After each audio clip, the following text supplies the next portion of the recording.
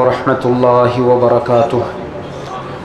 الحمد لله رب العالمين والصلاة والسلام على أشرف الأنبياء والمرسلين وعلى آله وصحبه ومن تبعهم بإحسان إلى يوم الدين. رب اشرح لي صدري ويسر لي أمري واحلل عقدة من لساني يفقه قولي. أما بعد، عن عائشة رضي الله تعالى عنها عن النبي صلى الله عليه وسلم أنه قال: سددوا وقاربوا واعلموا أنه لا يدخل أحدا الجنة عمله إلا برحمة من الله. قالوا: ولا أنت يا رسول الله؟ قال: ولا أنا إلا أن يتغمدني الله بمغفرة منه ورحمة، أو كما قال عليه الصلاة والسلام. حضرات گرامی قدر، صحیح بخاری کی ایک روایت مختصر سی آپ کے سامنے جو ہے وہ پڑھی ہے. نبی کریم صلی اللہ علیہ وسلم کو اللہ تعالیٰ نے جامع کلمات عطا فرمائے تھے. بہت ہی تھوڑے سے کلمات لیکن معانی بہت زیادہ. ایک ایک جملہ جو ہے وہ لوگوں کی زندگیاں بدل دینے کے لیے کافی ہے. بس شرط یہ ہے کہ کوئی آدمی ان میں غور و فکر کرنے والا ہو. اس حدیث مبارکہ میں آپ صلی اللہ علیہ وآلہ وسلم نے 3 باتیں ہماری رہنمائی کے لیے ارشاد فرمائی ہیں. انہی 3 باتوں کے بارے میں گفتگو کروں گا اور اپنی بات جو ہے وہ ختم کر دوں گا. پہلی بات تو یہ ہے کہ آپ صلی اللہ علیہ وسلم نے فرمایا: سددو، لوگوں سیدھے سیدھے کام کیا کرو. دوسرے لفظوں میں یوں کہہ لو، صراط مستقیم پہ چلا کرو. سددو، سیدھی بات کہو، سیدھا راستہ اختیار کرو، سیدھے سیدھے کام کرو. نہ الٹے راستے پہ چلو، نہ الٹے کام کرو، نہ الٹی باتیں کہو. قرآن مجید میں ایک جگہ پہ آتا ہے: وَقُولُوا قَوْلًا سَدِيدًا يُصْلِحْ لَكُمْ أَعْمَالَكُمْ وَيَغْفِرْ لَكُمْ ذُنُوبَكُمْ. لوگوں سیدھی سیدھی بات کیا کرو، اللہ تعالیٰ تمہارے سارے بگڑے ہوئے معاملات درست کر دے گا اور تمہارے گناہوں کو معاف کر دے گا. تو اس حدیث میں آپ نے فرمایا: سددو، لوگوں سیدھی راہ پہ عمل کرو، سیدھا کام کرو، سیدھی بات کرو. بہت ساری باتیں ہیں صراط مستقیم کی، لیکن ان میں سے ایک بات، ابھی رمضان گزرا ہے اور رمضان کے بعد ہمارا یہ پہلا درس ہے. تو آپ صلی اللہ علیہ وسلم نے فرمایا کہ سددو، سیدھے سیدھے چلو. رمضان کے بعد سیدھے کیا چلنا ہے؟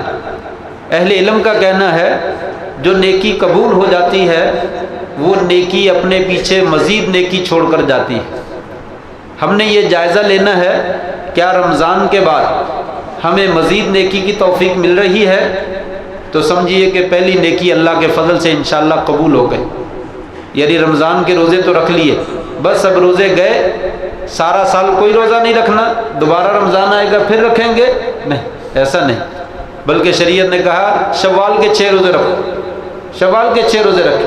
تو رمضان کے بعد شوال کے 6 روزے رکھنے والا بندہ جو ہے وہ سمجھ لے کہ جس کو توفیق ملی ہے اس کی پہلی نیکی کیا ہے؟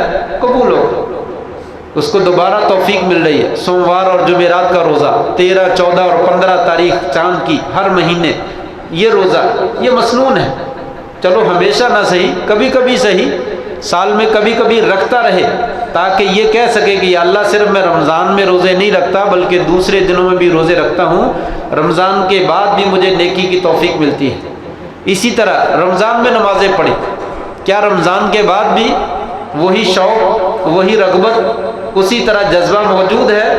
بھاگ بھاگ کے جماعت کا اہتمام کرنا، کوشش کرنا صف اول میں جگہ مل جائے، کوشش کر کے کہ فرضی نماز سے پہلے 2 رکعتیں 4 رکعتیں سنت نفل پڑھنے کا موقع مل جائے. اگر اب بھی اس طرح کی کچھ کیفیت موجود ہے تو سمجھیے کہ انشاءاللہ پچھلا عمل جو ہے وہ ہمارا کیا ہے؟ قبول ہو گیا.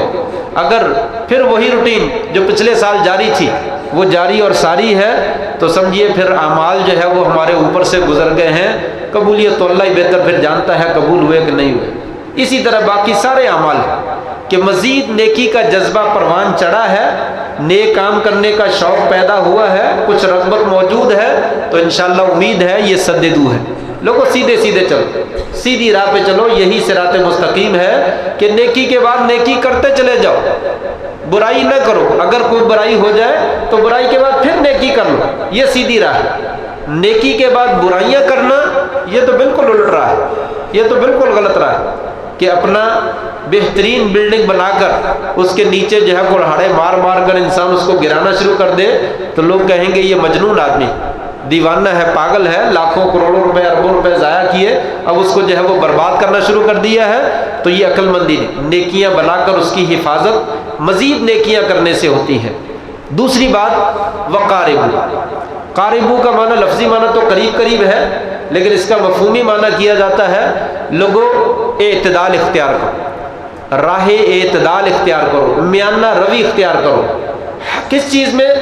ہر چیز میں، ہر چیز میں میانہ روی اختیار کرو۔ مثلا عبادت کرنے میں میانہ روی اختیار کرو، ہر روز روزہ رکھنے کی ضرورت نہیں ہے، کمزور ہو جاؤ، کاروبار نہیں کر سکو گے، بیوی بچوں کے حقوق نہیں ادا کر سکو، عبادت کرو اعتدال کے ساتھ۔ ساری رات تہجد پڑھو، نہیں، ممکن نہیں ہے۔ انسان 1 دن پڑھے گا، 2 دن پڑھے گا، 3 دن پڑھے گا، اس کے بعد سب کچھ چھوٹ جائے گا۔ فرمایا اعتدال کرو، 2 رکعتیں 4 رکعتیں جتنی توفیق ملی رات کو پڑھ لیا، کچھ حصہ سو لیا۔ نفلی روزے جتنے رکھ سکو رکھ لو، تھوڑے بہت چھوڑ لو، راہ اعتدال اختیار کرو۔ سارا دن بیٹھ کر قرآن ہی پڑھتے رہو، نہیں، تھوڑا سا پڑھو، تھوڑا سا پڑھو، پائیا 1 رکوع 2 رکوع 1 پاؤ، 1 رکوع 1 پارہ پڑھ لو، 1 سورت پڑھ لو، چلو کافی۔ پھر اس کے بعد دوسرے کام کرو، کاروبار میں اعتدال کرو، صبح بھی کاروبار، دوپہر بھی کاروبار، شام بھی کاروبار، رات بھی کاروبار، سوتا اٹھتا ہر وقت کاروبار کاروبار، یہ اعتدال نہیں۔ فرمایا کاروبار میں بھی اعتدال، کچھ کام کاروبار کے لیے خاص کرو، وہ وقت لگاؤ، خوب لگاؤ، محنت کرو، اور کچھ کام عبادت کے لیے لگاؤ، وہ بھی خوب کرو، کچھ کام اپنے گھر والوں کے لیے لگاؤ، ان کے حقوق بھی ادا کرو، یہ راہ اعتدال۔ خرچ کرنا، خرچ کرنے میں میانہ روی کرو، فضول خرچی، ایسے پیسے ہی اڑایا جاتا ہے، یہ بھی درست نہیں ہے۔ بخیلی، کنجوسی کرتا ہے، خرچ ہی نہیں کرتا، اپنے اوپر بھی خرچ نہیں کرتا، اپنے بیوی بچوں پہ بھی خرچ نہیں کرتا، فرمایا یہ بھی میانہ روی نہیں، اعتدال اختیار۔ عبادات میں بھی، دنیا داری میں بھی، خرچ کرنے میں بھی اور کنجوسی کرنے میں بھی میانہ روی اختیار کرو، ہر معاملے میں میانہ روی اختیار کرو۔ فرمایا اعتدال اختیار کرنے والا انسان جو ہے وہ کامیاب، جو اعتدال نہیں کرتا وہ ناکام ہے۔ سارے کا سارا ٹائم دنیا میں دے دیتا وہ بھی ناکام، سارے کا سارا ٹائم عبادت میں دیتا وہ بھی ناکام۔ ایک صحابی بہت زیادہ عبادت کرتے تھے، حتیٰ کہ اس کی بیوی نے اس کے اپنے سسر سے شکایت کی، سسر نے نبی صلی اللہ علیہ وسلم سے شکایت کی کہ یا رسول اللہ یہ بندہ کیسا ہے، اسے پتہ ہی نہیں بیوی کہاں ہے، اسے پتہ ہی نہیں گھر کہاں ہے، یہ دن کو روزہ رکھتا ہے، رات کو تہجد پڑھتا ہے۔ آپ نے اس کو بلا لیا، فرمایا ایسا نہ، یہ ظلم ہے، یہ عبادت کرنا کیا ہے؟ ظلم ہے، شریعت نے اس کو درست قرار نہیں دیا۔ گویا کہ اسلام بڑا بہترین دین ہے، میانہ روی کا اختیار حکم دیتا ہے۔ کنتم خیر امۃ اخرجت للناس وجعلناکم امۃ وسطا، ہم نے تمہیں درمیانی امت بنایا، درمیانے درجے میں رہ کر سارے کام کرو، سارے معاملات جو ہے وہ درست ہو جائیں گے۔ 2 باتیں، تیسری اور آخری بات آپ نے فرمایا لوگوں جان لو تم میں سے کوئی آدمی بھی اپنے عملوں کی بنا پر جنت میں داخل نہیں ہو سکے، تم میں سے کوئی آدمی بھی اپنے عملوں کی بنا پر جنت میں داخل نہیں ہو سکے گا جب تک اللہ تعالیٰ کی رحمت اس کے شامل حال نہ ہو جائے۔ صحابہ بھی فوراً تیار رہتے تھے، ذہن میں بڑے اشکال آتے تھے، فوراً سوال کر دیے یا رسول اللہ آپ بھی، آپ کے تو عمل ہی بہت زیادہ ہیں، چلو ہم بیچاروں کے تو عمل تھوڑے ہیں، ہم عملوں کی بنا پر جنت میں نہیں جا سکتے، کیا آپ کے عمل بھی اتنے قابل نہیں کہ وہ جنت میں لے جائیں؟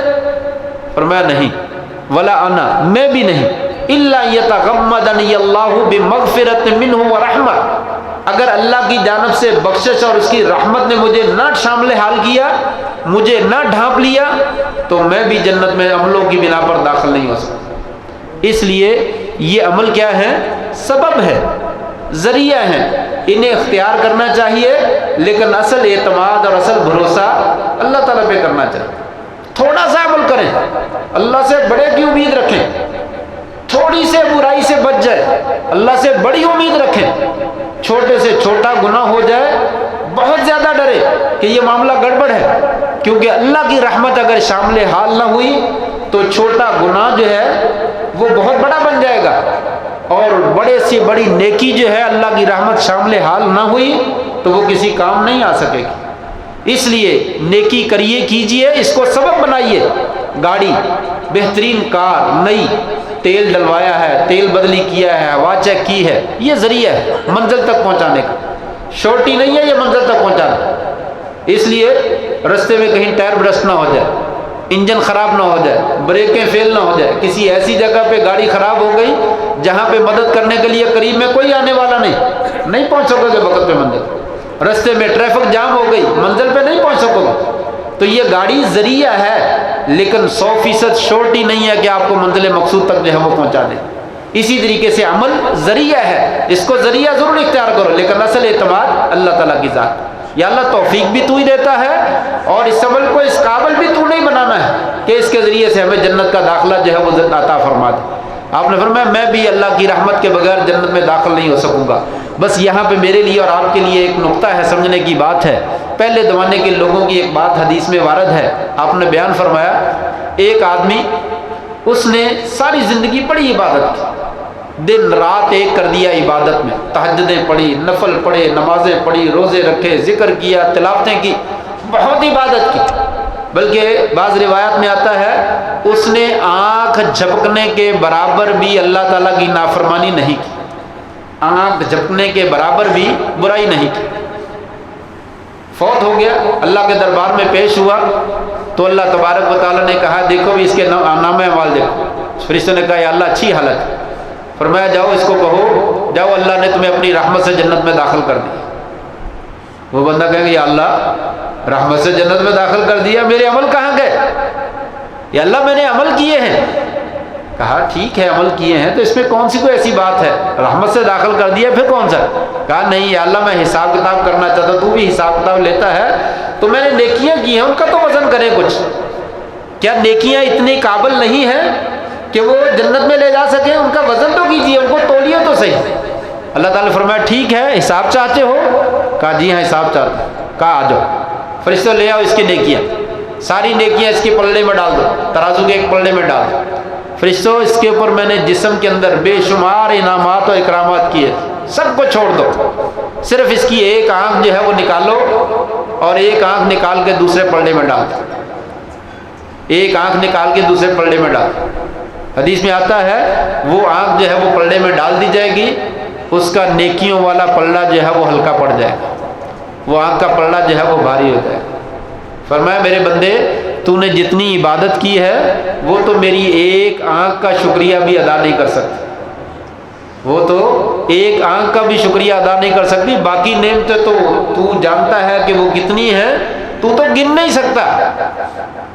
دل صاف بغیر بائی پاس کے بغیر آپریشن کے کام کرتا ہے کتنا خوبصورت لگتا ہے، گردے کام کرتے ہیں کتنے اچھے لگتے ہیں، نالیاں جسم کی سانس کی اور خوراک کی ان میں رکاوٹ نہیں ہوتی تو کتنی اچھی لگتی ہیں، جب ان میں رکاوٹیں پیدا ہو جاتی ہیں پھر پتہ چلتا ہے یہ کہاں سے ملتی ہے، کتنے کی ملتی ہے، کتنی عبادت کرے تو انسان کو دوبارہ نالی مل جاتی ہے، ساری زندگی سجدے میں پڑا رہے اللہ نے نہیں لکھا ایک نالی بھی دوبارہ نہیں ملتی، ایک وین بھی انسان کو دوبارہ نہیں ملتی۔ فرمایا میرے بندے میری رحمت کے بغیر تو جنت میں نہیں جا سکتا، تو میری ایک نعمت کا شکریہ ادا نہیں کر سکتا۔ اس کا مطلب کیا ہوا کہ ہمیں رحمت کی بھی امید کرنی چاہیے اور کبھی اللہ تعالیٰ کی ناشکری بھی نہیں کرنی چاہیے، اس کی نعمتوں کا شکر ادا کرنے سے کبھی غافل بھی نہیں ہونا چاہیے۔ یہ جو 2 وقت کی نماز پڑھ لیتے ہیں اس کی خوب پابندی کرنی چاہیے، صبح و شام کے جو اذکار کر لیتے ہیں خوب پابندی کرنی چاہیے، تاکہ چلو سارا تو ہو نہیں سکتا کچھ نہ کچھ تو ہو جائے۔ ما لا یدرک کلہ لا یترک جلہ، عربی کا ایک مقولہ ہے جو کام سارے کا سارا نہ ہو سکے اس کے اکثر حصے کو چھوڑ نہیں دیا جاتا، جو مل جائے وہی لے لیتے ہیں۔ دنیا میں کوئی کام بھی 100% نہیں ہوتا، لیکن جتنا ہو جائے اتنا ہی کر لیتے ہیں۔ یہی معنی ہے کہ جتنا شکر ادا ہو سکے اللہ تبارک و تعالیٰ کا جو ہے وہ شکر ادا کرنا چاہیے۔ یہ 3 باتیں اس حدیث میں آپ نے بیان فرمائی۔